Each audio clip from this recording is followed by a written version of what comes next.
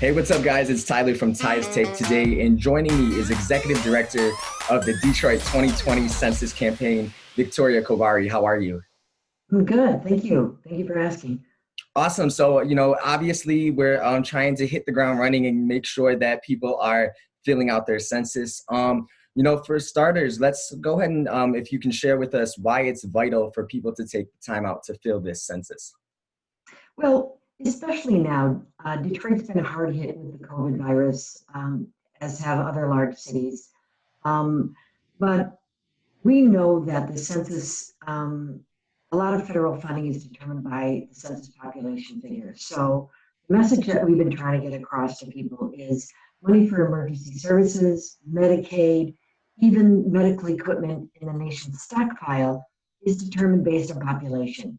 And that's population is largely determined by the census. So if we want to effectively fight viruses, pandemics like this in the future, we really need public health money to be coming into Detroit. And that federally funded public health money is going to depend on making sure that we get as many people as possible to participate in the census. Many of us have seen the billboards from local music artists such as Cash Doll and I Swear Bezo. So we've been really trying to focus our billboards and our social media messaging on going to the my2020census.gov site and filling out the census online.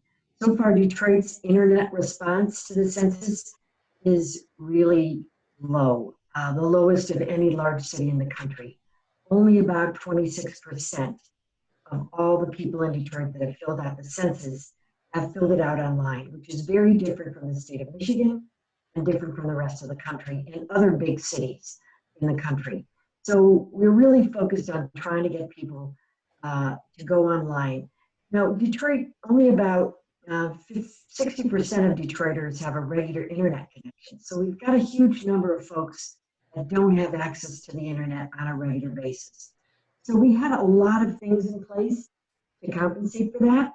We had 90 events scheduled in March, April, and May at churches, at senior citizen buildings, to help people navigate the website and help them fill it out on a tablet.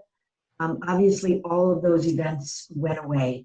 And our canvassing, which was due to start in a couple of weeks, now is postponed until end of June, early July at the earliest. So a lot of the things, canvassing, in-person sign-up events, all those things were going to help us get over the digital divide, which we can't do right now. So it's been a real challenge to try to get to people who are not normally on social media, to get them to go fill out the census. But we're confident that we can meet our goals, and when the shelter-in-place order is lifted, we hope to be back out there doing some limited canvassing, following all of the public health guidelines. It's easy, it's simple, it takes about 10 minutes. I've completed mine. I'm continuously trying to track online the response rate, because like you said, during a time like this, we really need people to take that 10 minutes to go ahead and complete this, because this is going to help determine the future and resources for the next 10 years. Yeah, absolutely. So the easiest way is to go to my2020census.gov. There's 9 questions. Even if you don't have a code, the first question is put in your code. A lot of people, they don't have the paper, they forget their code. You do not need a code. That's what everybody should know. They just ask you a few more questions to verify your address, and you can go ahead and answer the questionnaire and submit it. The second way is to call the toll-free hotline, 1-844-330-2020. That's the main hotline, and anybody who's not comfortable on filling it out online, can't find their paper form, you can always make a phone call and they will fill it out, help you fill it out over the phone. And it just counts just as much as any other form. So going to my2020census.gov, filling it out there, calling the toll-free number, or if you do have a paper form, then using your paper form and submitting it.